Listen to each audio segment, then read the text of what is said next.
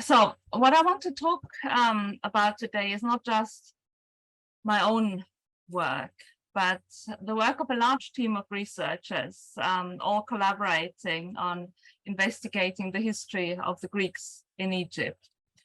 And especially it is the work of my colleague and fellow museum curator, Ross Thomas, who directed fieldwork at Naukratis on behalf of the Naukratis project, as well as working on many other aspects of the project. And Ross died last year very unexpectedly, aged only 44, leaving behind his wife and 2 young children. He was a brilliant archaeologist and a wonderful colleague and friend, and some of you in the audience may know him as well, and may be able to vouch for that too. So we miss him greatly, his work, his expertise, and his wonderful comradeship, but he lives on for us and for everyone in his work. So what I will present now is some of the work that we did together at Naukratis and beyond Naukratis. It's still work in progress. We're working on the final publication of our field work. Now I had hoped to be a little more advanced in everything by this point in time, but we're not quite there yet. Just take everything that I say today with a little grain of salt. We may still change our assessment of a few aspects, and I can't quite show the final analysis, especially the statistical analysis yet, but that is to come soon. So the background of Naukratis, as you probably all know, is the 7th century BC in Egypt and the Mediterranean world, a time when a new dynasty of pharaohs, the Sayyid dynasty, reunified Egypt under its rule with the help of foreign and especially Greek and Carian mercenaries. And Egypt opened itself up once again to trade with the Mediterranean world, and especially the Greek Mediterranean.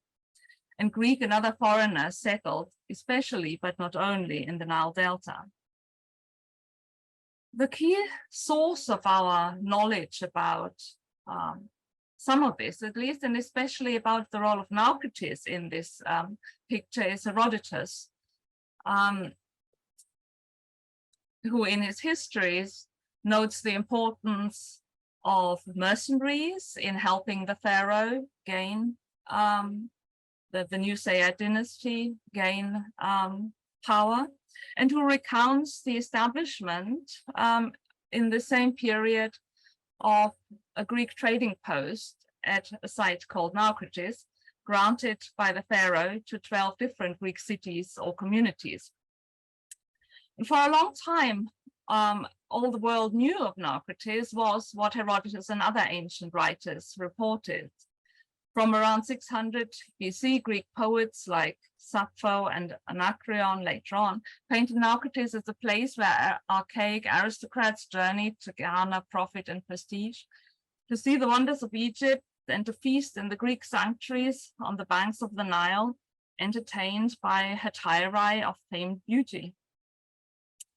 The site gained a more concrete shape only once archaeology entered into the picture, with the discovery of Naukratis by Flinders Petrie in 1884, and with the subsequent excavations at the site by Petrie and his collaborator Gardner, and by David Hogarth in the late 19th century and the early 20th century. This was the time, this was really the birth of archaeology in Egypt, when in the footsteps of Schliemann and other pioneers, archaeology first took its place beside texts as a historical science, though in a somewhat uneasy and problematic relationship, as much like Schliemann with Homer at Troy, Petrie and Hogarth turned up at Naukratis with Herodotus in their hands, using archaeology to some extent to prove or supplement the ancient texts, though also to some degree to test them. But still, archaeology was only just beginning to turn into a historical discipline in its own right. Petrie and his successor Hogarth had enormous success with their fieldwork at Naukratis. They uncovered the ancient town with its sanctuaries, Greek sanctuaries, but also an Egyptian sanctuary, something that Herodotus had not mentioned, and a very rich and diverse array of material culture that indicated that the site existed for well over 1,000 years, and that it did go back at least to the time of Psamtik or Psammetichus I, and so not to Amasis, his successor in the 6th century, as might be gleaned from Herodotus, depending on how we interpret Herodotus's text. Unearthing then evidence that has the potential of going very far beyond the very limited textual evidence for the site. But in fact, the fieldwork of Petrie and Hogarth, and the fairly summary publications by the excavators provide only a limited sketch of the site of Naukratis, leaving a lot of questions unanswered or at least in doubt. And the reasons for this are pretty obvious, primarily grounded in the time when this fieldwork was taking place. By the time Petrie arrived in Naukratis, the site was already, to a large extent, at least a third, Petrie says, destroyed by the local populations, Sebakin, essentially digging away the site to use the soil as fertilizer on fields. This was a huge industry in the period, and the settlement mound was essentially dug away and the earth ferried away. And then these were early days in the history of archaeology still. So the early excavators' methods and interests also nowadays would not be considered up to scratch. Petrie and Hogarth got 100 men digging at the site, plowing through the archaeology at some speed. Recording methods were very little advanced, and also they had a limited perspective on the site, which was primarily focused on the Greek aspects of the site, and to the more elaborate remains of among the archaeological assemblage, meaning that it was decorated and inscribed pottery and other finds that were primarily retained, with only a very, very small percentage of undecorated transport amphorae, cooking pots, etc., preserved for us to study today, meaning that the picture of Naukratis archaeology was heavily biased, which was exacerbated further with the very incomplete publications of the site, leaving 3/4 of the finds entirely unpublished. This included some important categories of material, such as these figurines, indecent statuettes, which were not considered suitable for publication in the late 19th century, and which we only uncovered as we went through the magazines of museums worldwide, where they had been hidden away and not generally put on display, even in more recent times either.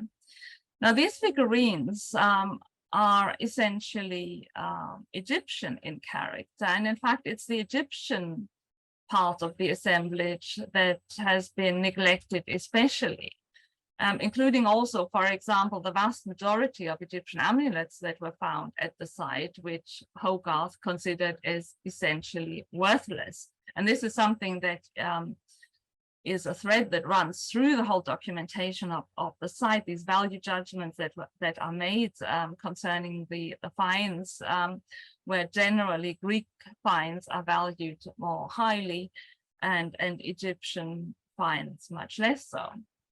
Still, the archival documentation that is still preserved of the excavations of Petrie and Hogarth are immensely valuable, because things are recorded in them that did not make it in publications, making it possible for us sometimes to understand find spots of certain objects, but also actually preserving some categories of material that other excavators in the period would not have kept. However, Petrie was actually quite forward-looking in his approach to archaeology. And so we, in the basements of the BM, found this box of little shells and snails that had still his little rolled up tiny scraps of paper with his identifications inside them. It was something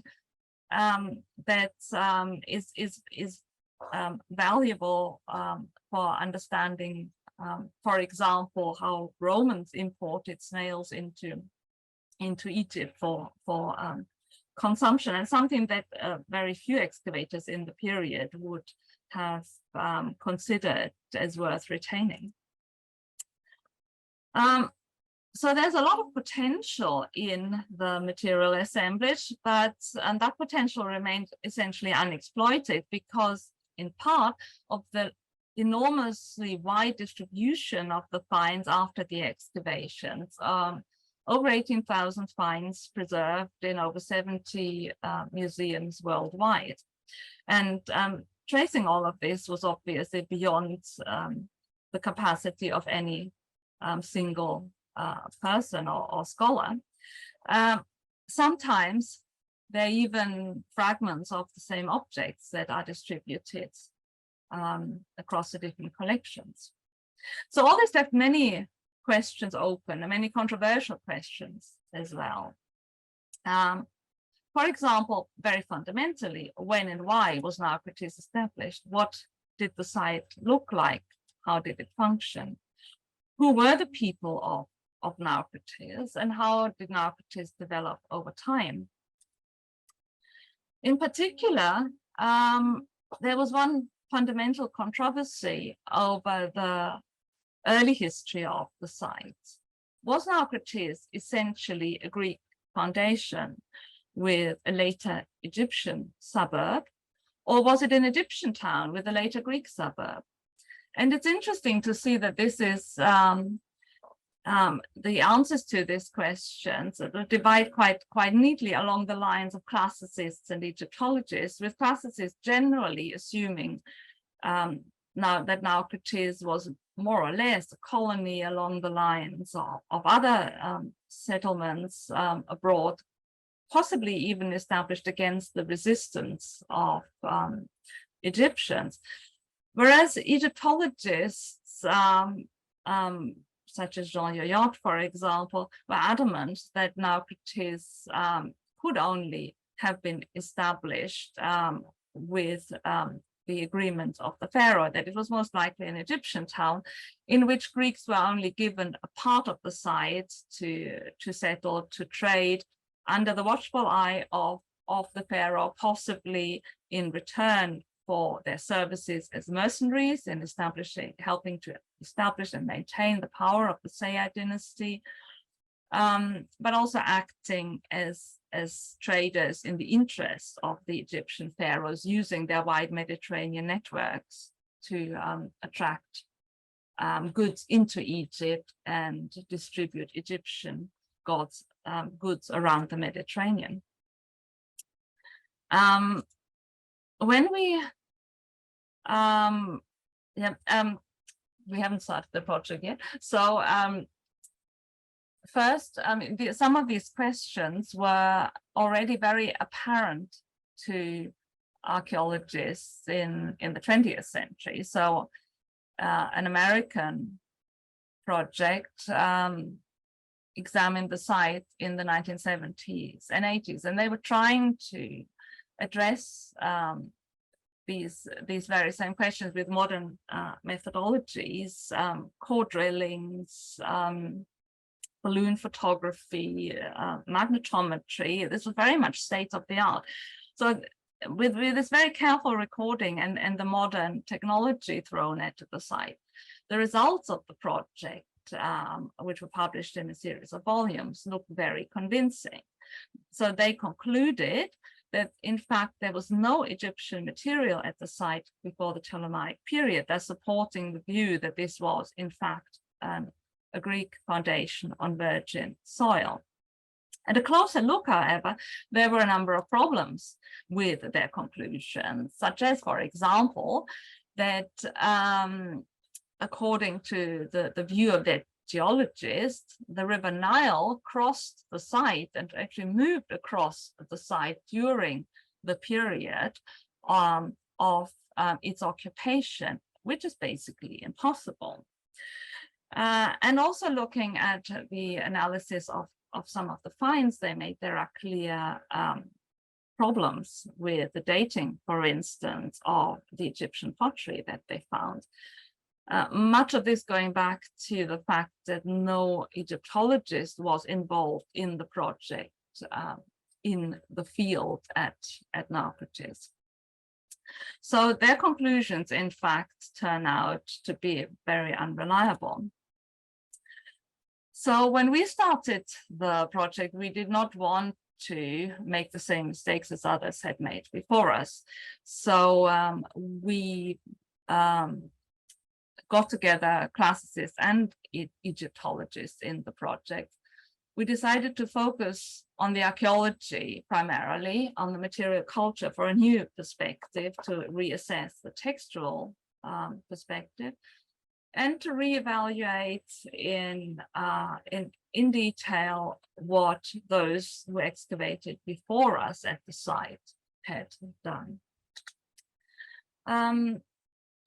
So there were several elements to the project: studying and cataloging the finds from the early excavations, bringing them all together, analyzing them in as much as possible with scientific methods such as provenance analysis of pottery, understanding the wider geographical context of the site by looking at the work the Americans had done in the wider area around Naukratis, and conducting new field work at the site ourselves.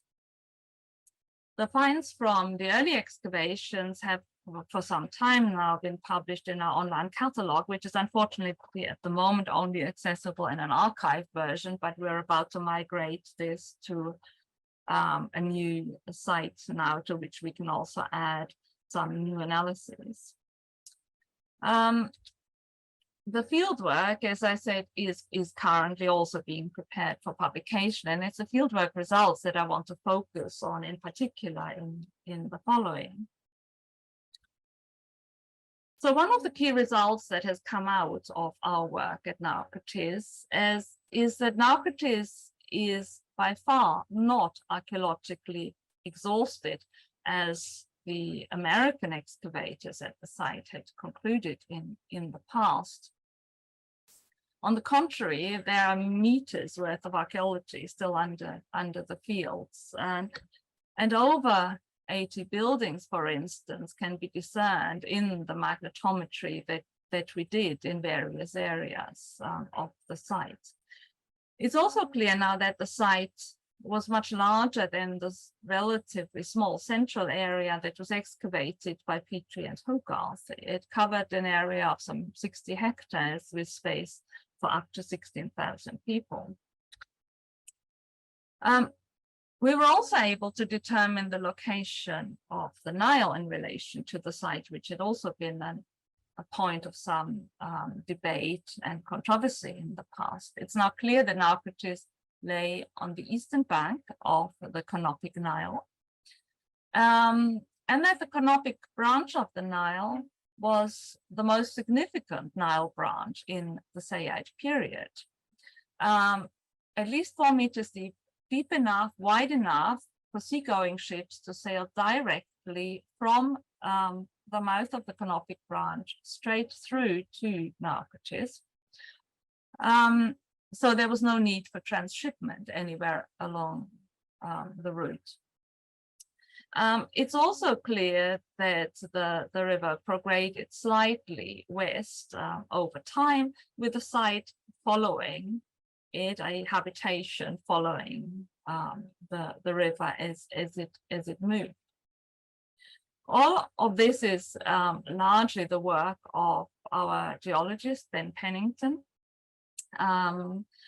who also found out that the area of Naukratis in fact was really only came to be this well connected and thus this important at some point in the early 1st millennium BC. Before that period, the Canopic branch of the Nile was pretty insignificant. It only gained importance and significant water flow at some point, very shortly before the foundation of Naukratis.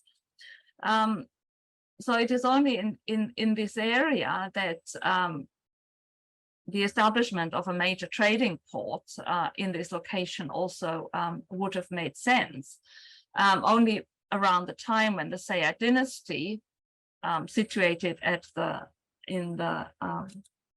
with its royal seat in the city of Sais, not far from Naukratis. So when this dynasty first came to power, and it would have made sense at this point in time for the pharaohs to establish a major port, perhaps their main port on the Canopic branch, which by now was such a significant route to and from the Mediterranean. And in all likelihood, Naukratis was connected with the city of Sais via a canal, helping it to fulfill this function of a port, essentially a river port for Sais. The Sayite pharaohs also, at the same time as they established Naukratis in the 7th century, established its sister port on the mouth of the Canopic branch, Tonis Heraklion, which was only relatively recently excavated by a team of underwater archaeologists led by Frank Godiot. So it was at this point on the mouth of the Canopic branch at Tonis Heraklion that Greek ships and other ships would have been taxed in the first instance, taxes assessed before they then sailed on to Naukratis with their goods for further distribution. The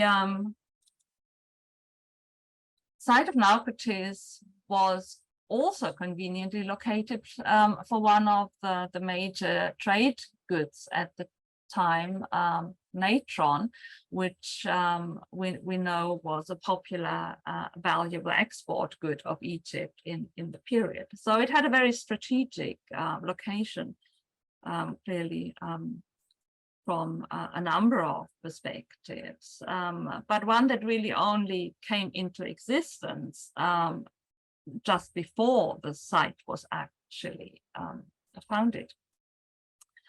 And this maritime role of Naukratis, it's the possibility of it being visited by ships coming straight from the Mediterranean was confirmed also by the finds from our new excavations. One of the areas that we investigated was the riverfront, and this is where ship planks of seagoing ships were found, well, small bits only, but nonetheless, and also things like an anchor, which was we noticed in the village, the site. We excavated in 3 areas beyond the major program of geological examinations and magnetometry survey, we focused on 3 areas of the site for excavation. One was the northern part of the Greek sanctuary areas, the sanctuary of the Dioscuri and the Hellenian area. The western part, the riverfront, the interface between the town and the Nile, and the southern part of the Egyptian sanctuary of Amun-Ra in the south. And this is where we were able to finally solve one of the main questions that had long been controversially debated, namely the date of the foundation of the Egyptian sanctuary of Naukratis. Petrie excavated the large gateway of the sanctuary precinct and found a foundation deposit that indicated that that gateway was built under Ptolemy II. And relief fragments from the temple show that the temple itself was built under Ptolemy I. So the sanctuary of Amun-Ra was clearly rebuilt, at least at a time when also many other sanctuaries gained a monumental appearance under the Ptolemies. But the excavations that we conducted around the site showed that the foundations clearly go back to the Sayite period, to the earliest days of the history of the site, with pottery, for instance, that cannot predate the time of around 600 BC, though also there is nothing that we found that clearly must be earlier than the Sayite period. So we can quite narrowly pin down the date of the foundation of that sanctuary now to around the late 7th century BC, or let's say not just the sanctuary, but certainly that the Egyptian elements of the town. And the magnetometry in that area, moreover, shows us some of the things that have been missing so far from our archaeological picture of that sanctuary, namely the large temple that existed in the center of the sanctuary, the outlines of which are quite clearly visible now. All this really only confirms what our Egyptology colleagues had known all along, that this cult of Amun-Ra Baded, the very specific version of Amun-Ra that was worshipped in Naukratis, very specific, peculiarly local epithet, but that this cult goes indeed back to the Sayite period, because we already have that cult name in inscriptions dating to the 6th century BC. And the restudy of early fieldwork and early finds and archival documentation also showed that there were votive offerings placed around the outside of the sanctuary, as was customary with Egyptian temples that equally predate the Ptolemaic period. So we have an Egyptian sanctuary clearly in Sayite Egypt, that we already knew that there was an Egyptian sanctuary at some point.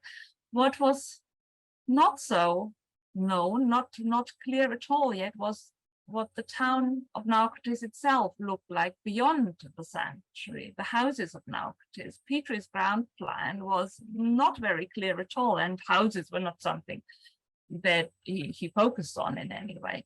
The magnetometry now shows ground plans of numerous structures around the site, many of which are undoubtedly houses and private dwellings. And what is interesting here is that what we see in the magnetometry are ground plans of casemate foundations that must belong to a typical Egyptian type of house structure, typical for this period. Tower houses, several stories high and built of mud brick, and there are models preserved of what these houses look like. So what we have in Naukratis then is a town that actually looks quite Egyptian, with this big sanctuary, but also with a townscape that uses a typical Egyptian style of architecture. Now, there's two caveats to all of this, of course. First, the magnetometry only shows what we can see probably in higher levels of the site, higher, i.e. later levels of the site. So we probably see more of the Ptolemaic and Roman period now. However, it is very likely, as we can trace that in other sites, that the tower houses were built on foundations of other tower houses. So these likely go back to earlier periods in the history of Naukratis.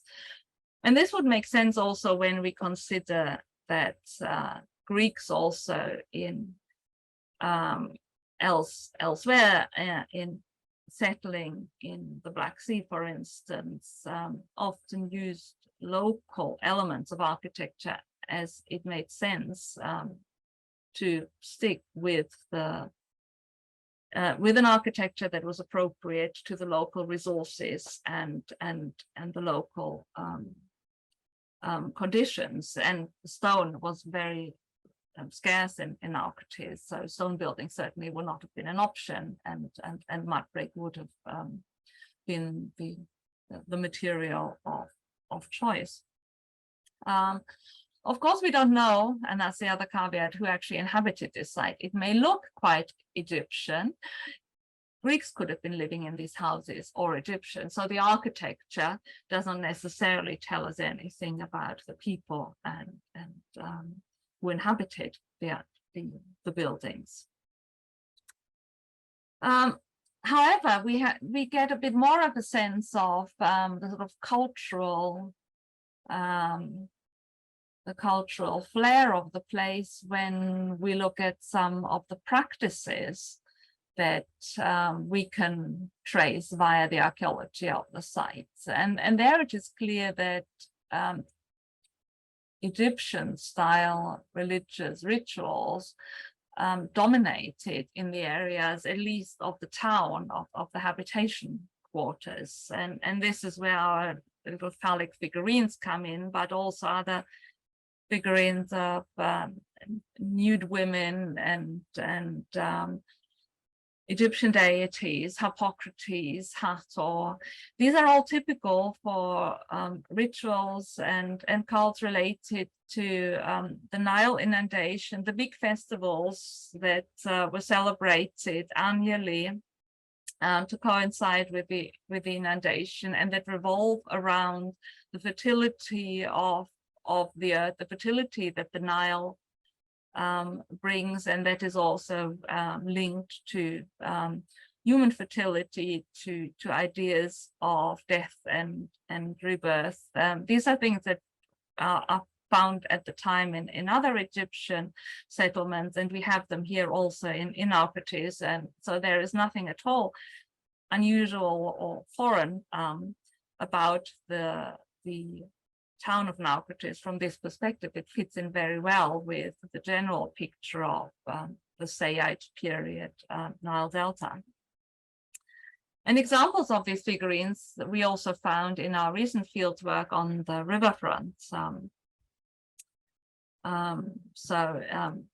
These are incredibly common at the site.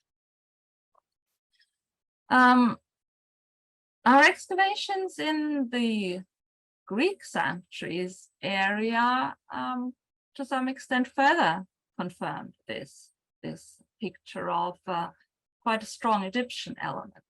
Of course, the Greek sanctuaries themselves, from what we can tell from the architectural remains that are preserved of the early Greek temples of the archaic period, are Greek in style. But the finds, the offerings in the sanctuaries are Greek only to a certain extent. And that became apparent when we hit upon a votive deposit of the 6th century BC in the Dioscuri sanctuary, clearly identified, luckily, with several votive inscriptions to the Dioscuri on Greek pottery. There was Greek pottery as expected and as indeed preserved already by Petrie and Hogarth, and this, of course, in the assemblage brought back from Petrie and Hogarth is what dominates the picture of the preserved finds. There's also Cypriot figurines, again matching what we know from Petrie already, but also Levantine Phoenician amphorae, not so well represented in the 19th century assemblage, and a lot of Egyptian pottery. Egyptian traditional Egyptian shapes, including some that were common also in Egyptian sanctuaries, loom weights of Egyptian type, as well as locally produced Greek-style pottery made locally from Egyptian Nile silts. When we look at the percentages here, the picture is quite striking. About 3/4 of the finds in this particular votive deposits are Egyptian, with a fairly large proportion also of Levantine and Cyprian finds, as much as the Greek material. And this is very different from what we knew before from what Petrie and Hogarth brought back, where the vast majority of the material culture is Greek. So this very much changes the picture of the site. And this is something that we found again and again in our excavations, also on the riverfront, where again, the material assemblage is very mixed. We have Greek, Egyptian, and Levantine material. And also, interestingly, something that we had all wondered about, well, some of us at least, for a long time, cooking pots, for instance. We have Greek-style cooking pots, possibly Aegianite and Lopas or Kakabe with a very characteristic spout, but we also have Egyptian-style cooking pots. So cooking pots are often considered to be fairly good indicators of ethnicity, ethnic identity, cultural identity. The picture is a bit more complex than that, but still they do seem to suggest that there are both Greek and Egyptian culinary traditions represented in the town of Naukratis in the period of the 6th and 5th centuries BC. We see much the same also in the local craft production. We have Egyptian terracotta figurines, we have Greek-style terracotta figurines and pottery. And interesting, we also have some Cypriot wares, Cypriot shapes that were made in a local Nile clay. Or by local, I mean at least Egyptian. We cannot be 100% sure that the workshops were necessarily located in Naukratis itself, though this would be plausible. So this is really intriguing. This comes from the very earliest levels of the riverfront, which was shored up with rubbish dumps from the settlement area to protect the riverfront, to make sure it wasn't eroded by the annual inundation that would have flooded the riverbanks of the site. So Cypriots are certainly far more prominent in the assemblage and also seemingly in the local craft production than we had hitherto suspected. And this fits in also with what we know from some other areas of craft production at the site. For example, the manufacture of little faience scarabs that equally show intriguing mixtures of styles. So Naukratis emerges as an ethnically mixed settlement, though it is still difficult to be sure precisely how people lived and interacted here. Was there segregation or was there integration? Looking at parallels, we see that both existed in Egypt in the period. In Memphis, there were different quarters for different peoples. It seems, at least that is what the texts seem to suggest. But in Elephantina, for instance, where again there is an ethnically mixed population, it seems, looking at house ownership, that Egyptians and foreigners lived cheek by jowl with each other, and there is no separate quarters discernible. So what exactly was the case in Naukratis, we cannot be sure. But what is clear is that Naukratis was neither a Greek nor an Egyptian town in its earliest days. It, from the very beginning, was both a Greek and Egyptian town. And also the names of the site, Naukratis in Greek and Naukraj as the Egyptian term, are attested at about the same time in the first half of the 6th century BC already. Naukratis probably from the beginning also had a dual role as a Greek emporium and an Egyptian domain of the port. We know from Herodotus that there were Greek administrators of the port, elected by those cities who were in charge of the largest of the Greek sanctuaries of Naukratis, and probably also its administrative center, the Hellenion. But we also know from the decree of Nectanebo inscribed on a stele and 380 BC, on several stelae actually, and one of which was erected also in Naukratis, that Naukratis also functioned as an Egyptian royal domain and port. So this duality of the town is reflected also in its economic function and administrative structure. The new finds from Naukratis have also given us a far better understanding now of how Naukratis developed over time and how its trade and economy developed, whereas from the earlier fieldwork we have a very limited set of material that tends to be concentrated in the earlier periods. The later finds cover the whole range of Naukratis history, including the later periods. And among other things, the study of both old and new finds also shows quite clearly how the character of Naukratis changed in terms of its role as an international port until the beginning of the Ptolemaic period, or let's say until the end of the 4th century. It clearly was an international hub.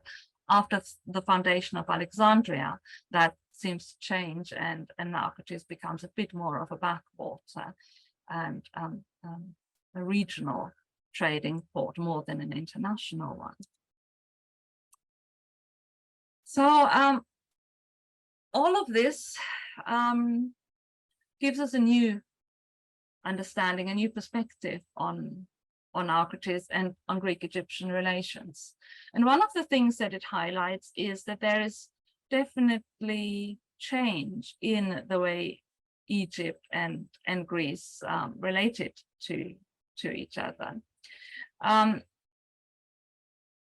There is a watershed in the 7th century. And we can see that also in the archaeology now of the Greek world. In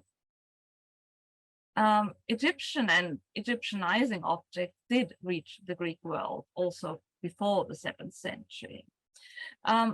but they circulated mainly in Phoenician, Cypriot, and Euboean North Syrian networks. And the material that makes it out of Egypt and is deposited in Egyptian in Greek sanctuaries and tombs seems largely confined to small things like amulets and scarabs that held an appeal probably both as exotica and magic amulets, conforming to a reputation of Egypt that we can also see, for example, in Homer, as a sort of center of magic, the center of expertise for post-mortal protection, as Walter Burkert had put it. And it is only with the influx into Egypt of mercenaries and traders in the later 7th century BC that we see a new quality of cross-cultural contact and exchange emerging that is based on lived experience. And the degree to which Greeks could now be integrated into Egyptian society is exemplified perhaps most strikingly in the case of Wahib Re'emached, the son of Greek parents, who received an entirely Egyptian and very elite burial at the necropolis of Memphis at Saqqara, and he is recognizable as an Egyptian only by the inscription in Egyptian hieroglyphs on his Egyptian sarcophagus. Wahib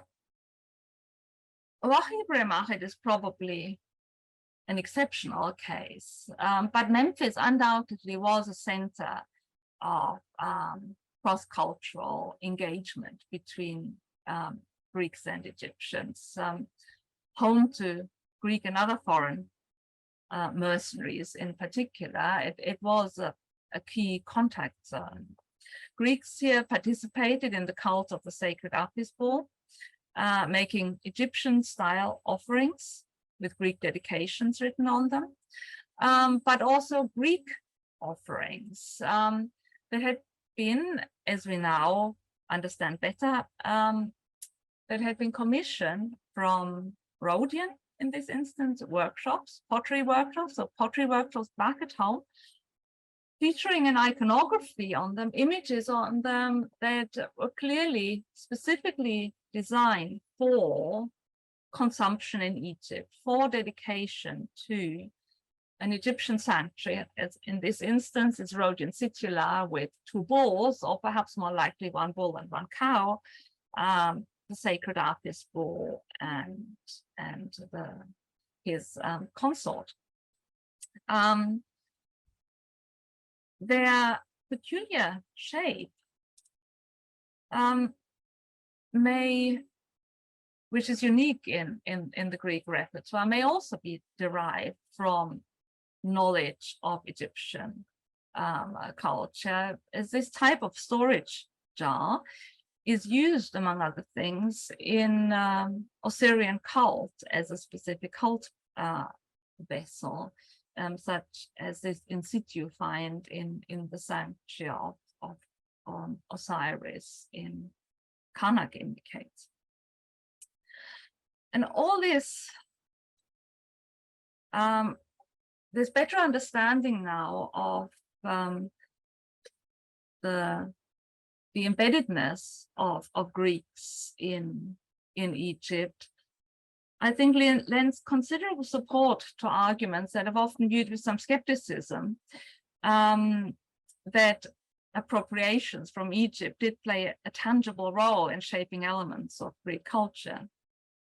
Neighborhood situations such as existed in sites like Memphis or Naukratis especially fostered bottom-up developments among different social groups. And similarities between Greek mystery cults and Egyptian notions of afterlife may plausibly, therefore, be explained by the powerful appeal that Egyptian religion had, with its promise of resurrection, of life after death, and the ritual manipulation of destiny, be it through funerary cults or through the use of amulets, Egyptian magic, essentially, which could be deployed by anyone, regardless of status. And this appropriation and transmission of Egyptian elements may thus not have been restricted to elites only, but a much wider range of actors may have played a role. And I want to very briefly, I'm over time already, return to Naukratis for this, and to two finds in the cemetery of Naukratis, which are exceptional. Both relate to the cult of Adonis, the lover of Aphrodite. One is a likithos that shows Eros on a ladder holding an incense burner, flanked by two women. And it's a rare representation of the Greek festivals of the Adonia, a women's festival that is best known from classical Athens. It involved seeds being planted in broken pots, called the Gardens of Adonis, on the rooftops of private houses, where the sprouted seeds soon died in the summer heat, being the signal for the women to lament, as the death of the plant symbolized the death of the god Adonis, and there were little figures of Adonis also sometimes placed into these gardens. Adonis was believed to share his time between the underworld and the world of the living, so symbolizing the cycle of nature, so quite akin to the role of Persephone. Adonis was a relative latecomer in the Greek pantheon. The earliest references to his mourning rituals are preserved in Sappho, suggesting that the cult was known in Lesbos around 600 BC. Scholars have long noticed the similarities of the Adonia with Near Eastern myth and religion, but just as striking are similarities with Egyptian ritual, notably Assyrian mystery cults. And this is especially true for the ritual of the Adonis Gardens, which closely parallels Egyptian rituals. Figures of Osiris vegetans made from earth, barley, and Nile water, which were watered and tended until they sprouted, and figures of Osiris Sokar made from earth and spices that were left in the sun to dry and then mummified. All rituals that typically took place in Osiris chapels on the temple roofs and were accompanied by mourning rituals. Greeks would have been aware of such rituals that celebrated the eternal renewal of life from observing and participating in them in sites across Egypt, such as the great Assyrian shrine of Abydos, where a certain Caicos left a graffiti, or also at Naukratis' sister port on the mouth of the Nile, Herakleiontonis, where excavations unearthed evidence of the Assyrian Koyak festival. It may be no coincidence that we first hear of the lament for Adonis on Lesbos, an island whose inhabitants were active as traders and soldiers in the Near East and in Egypt, and that our informant is Sappho, whose very brother, Charaxos, seemingly was a seafaring trader who fell in love and brought home one of Naukratis' famously beautiful hetairae. And it may have been precisely people like Charaxos, or indeed the courtesans of Naukratis and the Egyptian wives of traders and mercenaries, who introduced to Greece a new ritual that afforded women a ritual space of their own and a mythical paradigm of female agency in the sphere of love and mourning. This scenario fits quite well with the second grave offering from Naukratis cemetery. 4th century BC gilded copper ring that depicts Eros playing with the Yunks, the magical wheel on a string said to have been invented by Aphrodite, that symbolized the female allure that jinxed any lover. It may not be a coincidence, again, that we find Jungs as perhaps a personal name, precisely, perhaps personal name of one of the hetairae of Naukratis, scratched into a votive dedication made in Naukratis' sanctuary of Aphrodite, already in the 6th century BC. So it seems more than likely that places like Naukratis, like Memphis, were key links in a chain by which elements of Egyptian culture came to be absorbed or appropriated into Greek culture. by Greeks, carried by Greeks, not just by men, mercenaries and traders, but also by wives and hetairai, who may have played a more significant role that we have overlooked so far, but that archaeology can help us to trace. Thank you very much for listening, and sorry for going on for a while.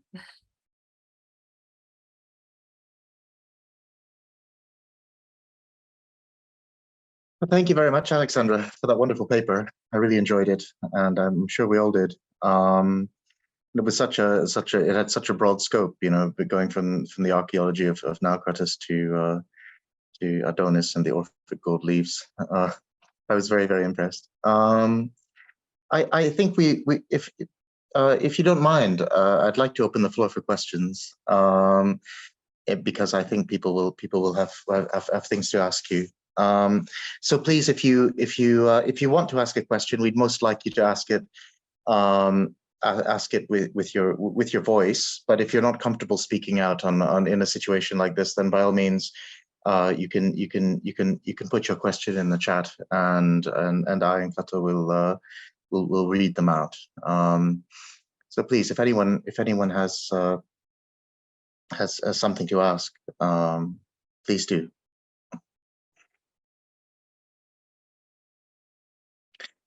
Yes, we have a question from Joachim Park. Yeah, hello and good evening. Thank you very much for a most interesting lecture. I have just one small alternative proposal to make concerning this Rhodian situla, where you propose that it might be the Apis bull and a cow as his consort. Now, in my opinion, there is never the case that the Apis bull has one very specific consort. So my proposal would be to see there the image of two different bulls, most likely the Apis bull and the Mnevis bull from Heliopolis. They often appear together in Egyptian texts.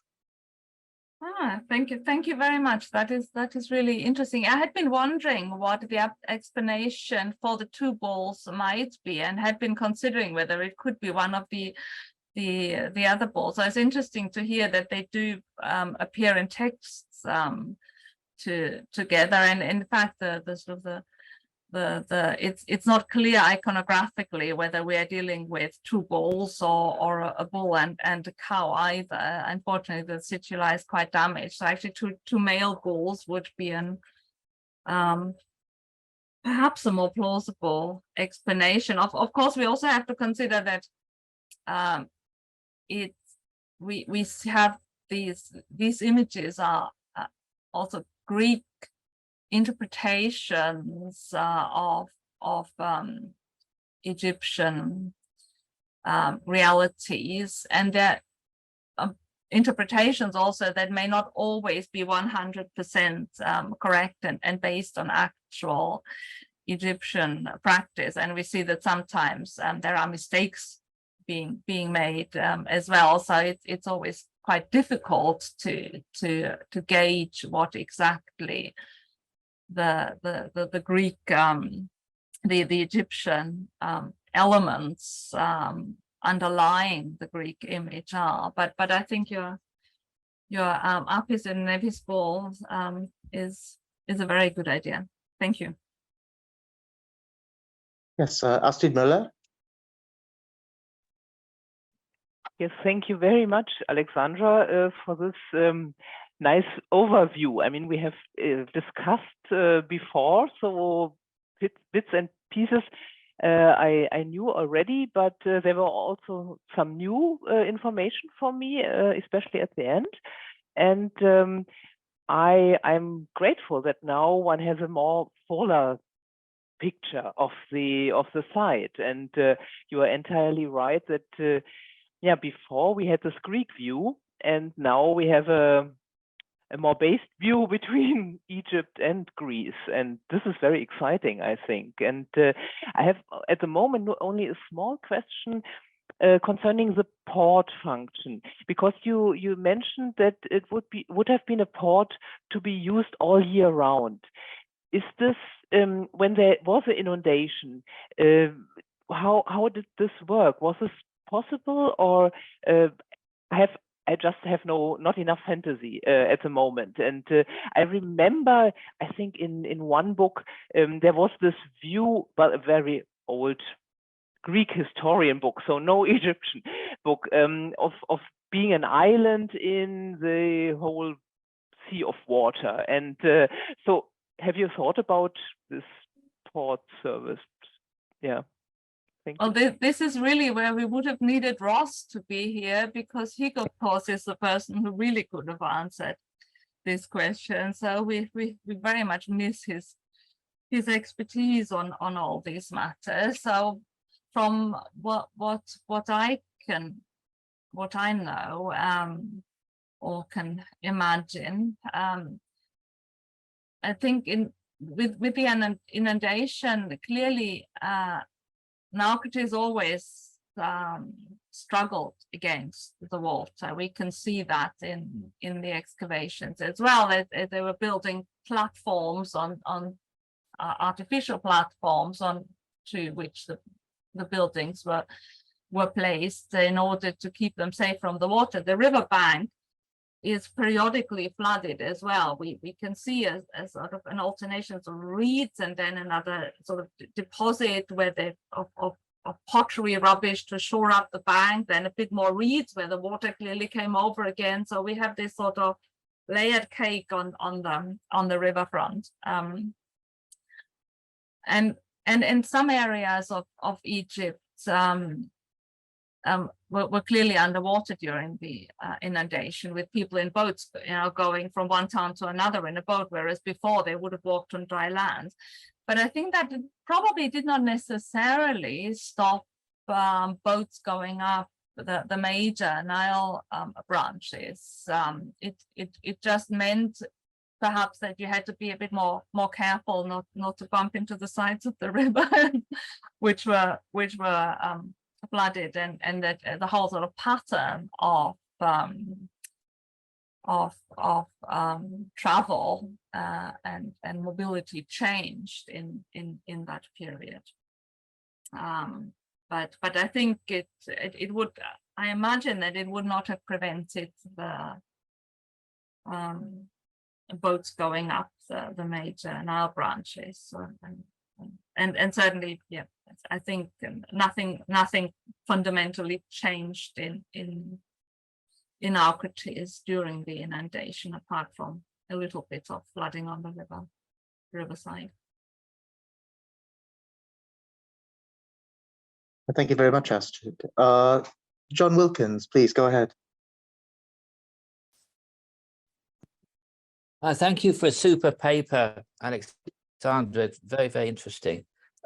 I don't think you mentioned cemeteries, and I was wondering whether there is a botanical, a zoological element to the project, which might tell us what people were eating and whether human bones were available to see what people were eating, and what integration of Egyptian and Greek practice there might have been in that aspect of life. I wish. That of course, that is a great question. It's a sort of thing we would really love to know more about.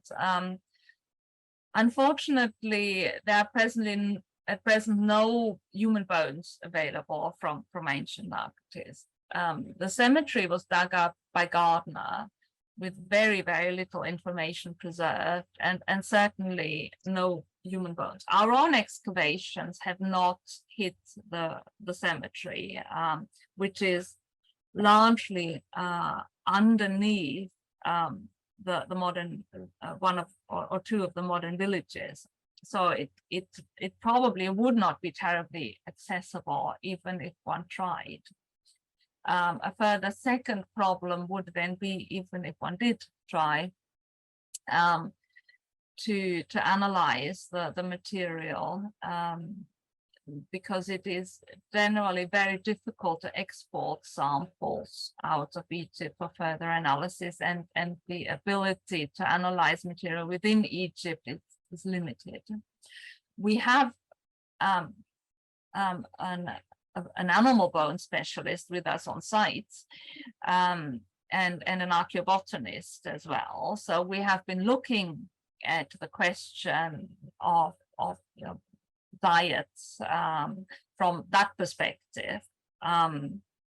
And that is still in progress now. The analysis, it's relatively limited in scope, given how limited in scope the excavations were in general, i.e. we did not cover huge areas. So we did recover a lot of archaeobotanical evidence because we have excellent preservation on the riverfront, excellent organic preservation. So of course that is difficult because you can't, it's harder from this type of evidence to reconstruct any individual diets and to link it to people and to understand better what they eat with. So we know what the fauna and flora was like in Naukratis. What is interesting is that what I can say now is that there's a lot of pigs. So we have a lot of pig bones. That's the majority of our bones, and we have quite a wide range of botanical remains, which are mostly local, but there are still some questions we would like to investigate a bit more regarding certain plants, the cultivation of vine, for example. That's not quite clear whether there is anything local happening or not. But I think that has to wait probably for an expanded project targeting larger areas of the site. But we will try and do what we can with what we have so far, so that will come out soon. Thank you very much. Thank you. Yes, we have a question from James Lloyd-Jones.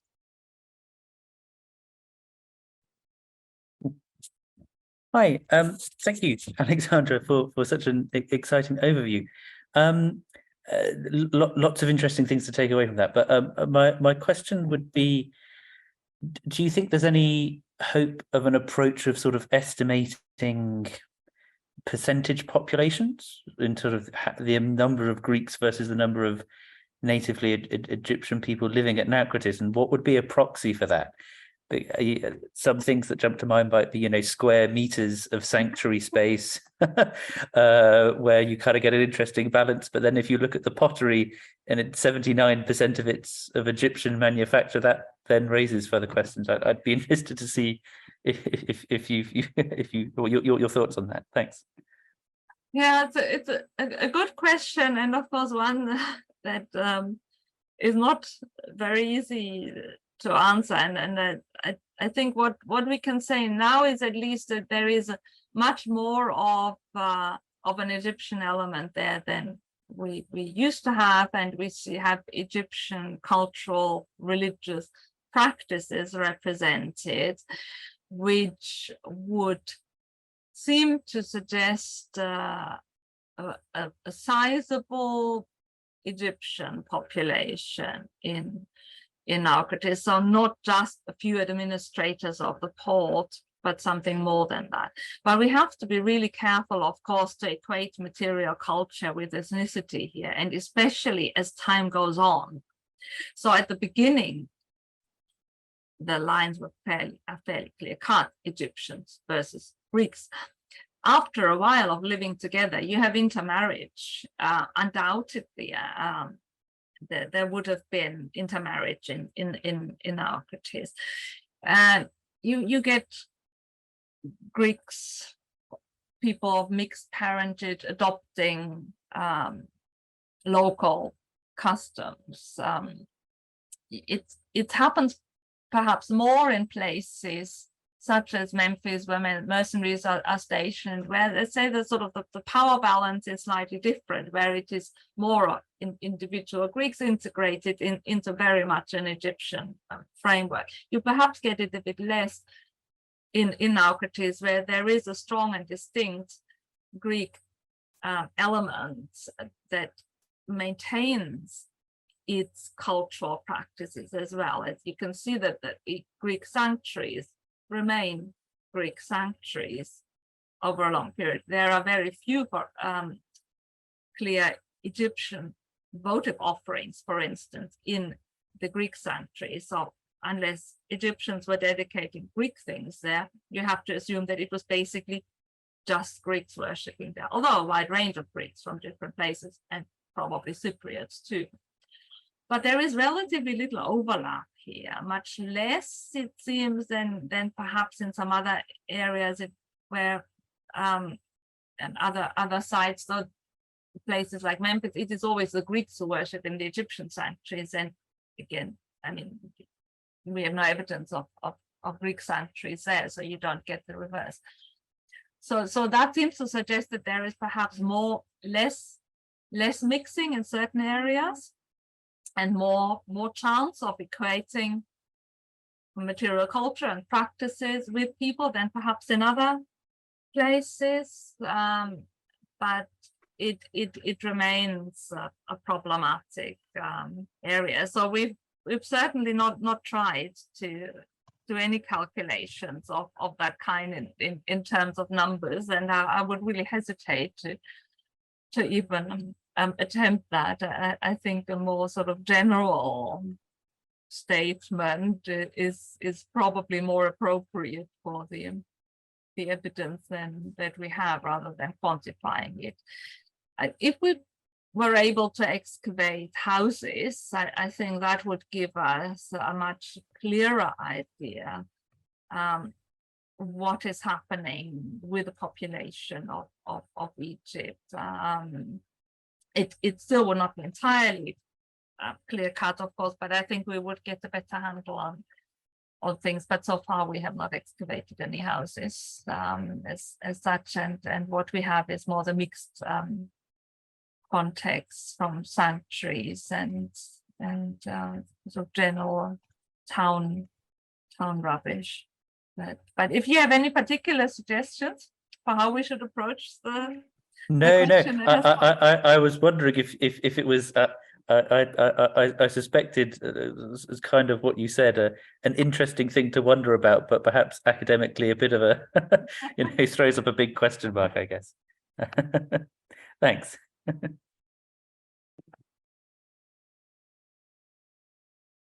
Thank you. Yes, and we have another question from Chobalado.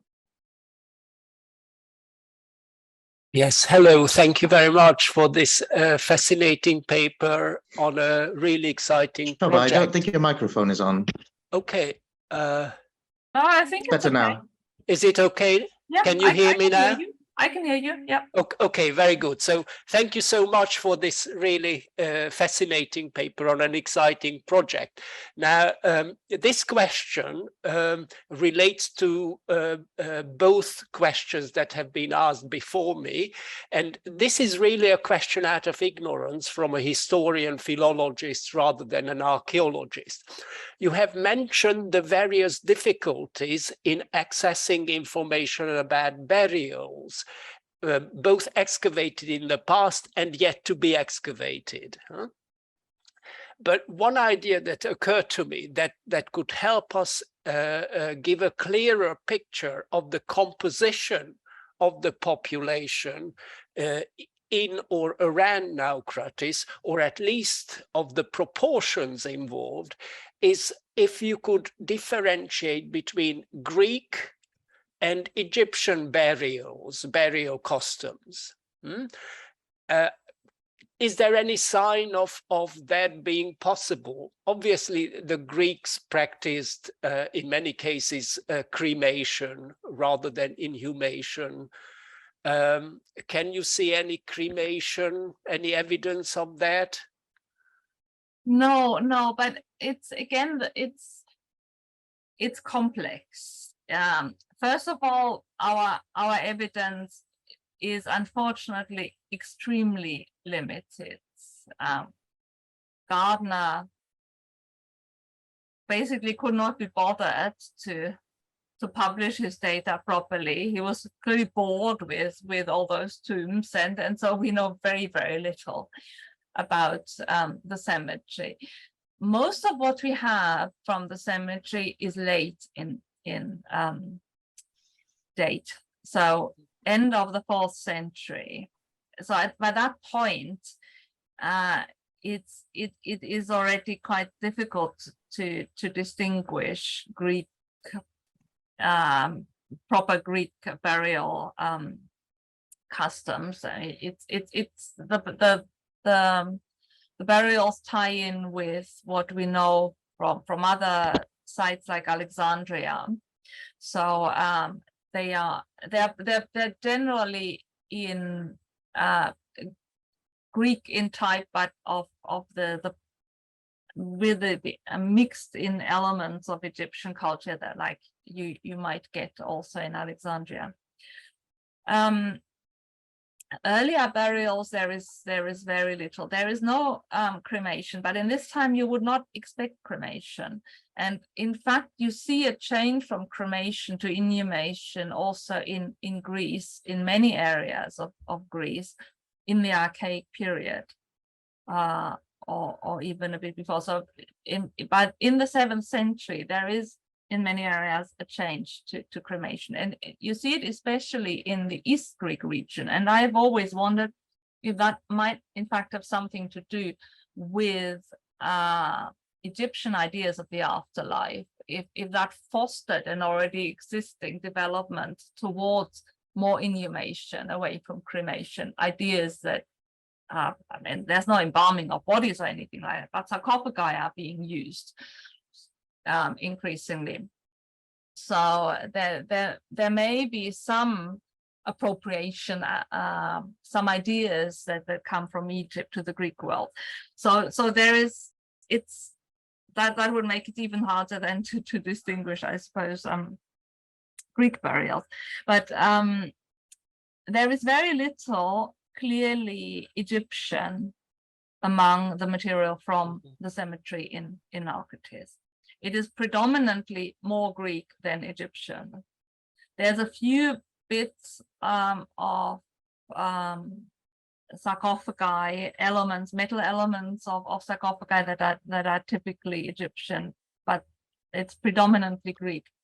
What we have though are there's at least one grave stela that is of a very mixed style. It's a false door stela, which looks quite Egyptian in overall shape. So it's a burial of a Greek. The name inscribed on it is Apollo. So it's clearly a Greek, or at least a person of Greek descent. And that's about probably around the early 5th century we're here.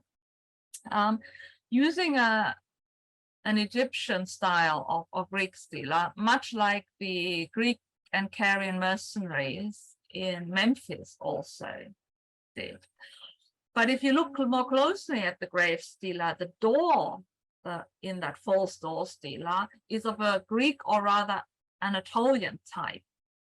And there is a long tradition of false doors also in Anatolia, in the area of Lycia, for instance. So this may be a Greek combining traditions with a similar idea, this sort of false door, the door leading from life to the afterlife, but taking iconographic elements from his home country, perhaps, and from his new adopted country, Egypt. So the cemetery of Naukratis, if we could find more of the earlier tombs, and they must exist somewhere, would be really interesting to explore more. It would also probably reveal quite a lot that is quite complex in terms of distinguishing ethnic identity, given what we have already in terms of evidence now. But it would be fascinating if we could find more, and it might help explain a lot of things. Yes, thank you very much. Thank you. Do we have any other questions? There's a question in the chat, I see. From Yes, I don't see it. okay, I've got it here from Oswin Murray. Shall I read it? Yeah. Do you have any information Yes, please do. about later Naukratis in the Roman period? It was clearly a civilized and mixed town in the 3rd century AD, judging from Athenaios of Naukratis. Well, we have some information on Roman period Naukratis, but it is limited. Clearly, Naukratis still existed and flourished in the period, but grasping what life was like in Naukratis in Roman times is difficult. The literary sources tell us not much, a little bit. There's possibly some games that are mentioned. Then we have we have trade clearly with many parts of the Mediterranean world still, although it's there is less direct trade with many areas. Of Cyprus still plays a role. One problem is that the remains of Roman Naukratis, to a large extent, were probably already removed by the time the archaeologists turned up at the site, or certainly are removed now to a large extent, as the settlement mound of Naukratis was flattened and removed entirely. There's one little bit still remaining, and that is it. And so at the top layers of the site, the later Roman periods, of course, were the first to go. So it is limited now what we have. We seem to be in Roman levels in some parts of the site still. So there may be some more to be found if one were to excavate in the areas of the fields of Naukratis, not in the parts that were dug by earlier excavators. In those areas that were already plowed through by excavators, we're in many instances immediately in the 5th or 6th century BC, because there's only a sliver of archaeology still left. So there is scope to find out more, but unfortunately at the moment it is very limited what we have. There was a question that someone put to me basically about how we explain that the existence of theater masks among the terracotta figures in Naukratis, and whether there was a theater in the site. So which is something that you can imagine we would have existed in the Hellenistic and Roman period, but unfortunately the terracotta figurines are only evidence, if that is evidence, if that can count as evidence for this as well. So yes, unfortunately there is very, very little that we know.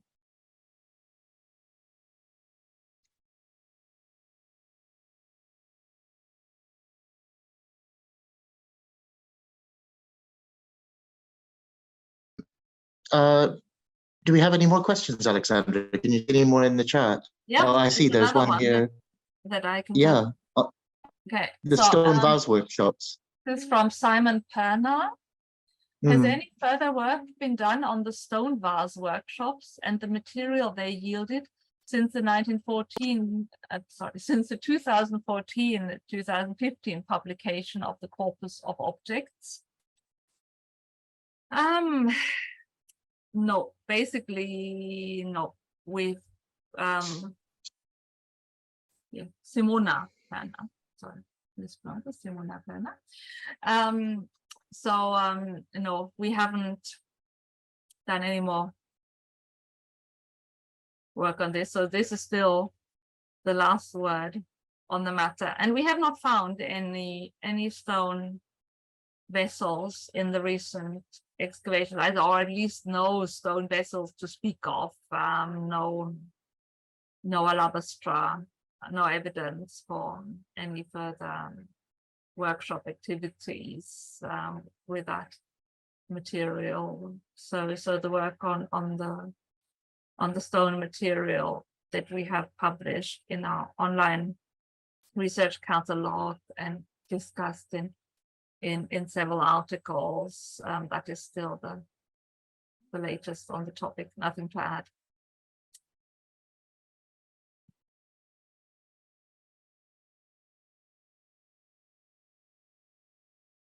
That seems to be it for the chat so far. Nothing new coming. You're still muted, Peter. Yes. Yeah, sorry. Yes, that seems to be the last question as far as I can see. And you've been working for the last hour and a half, so I think I think we'll give you a great silent round of applause for the wonderful lecture and for answering our questions, and just thank you once again for coming. It's been very, very illuminating for all of us. Well, thank you very much for listening, and thank you for your questions. It's been a pleasure.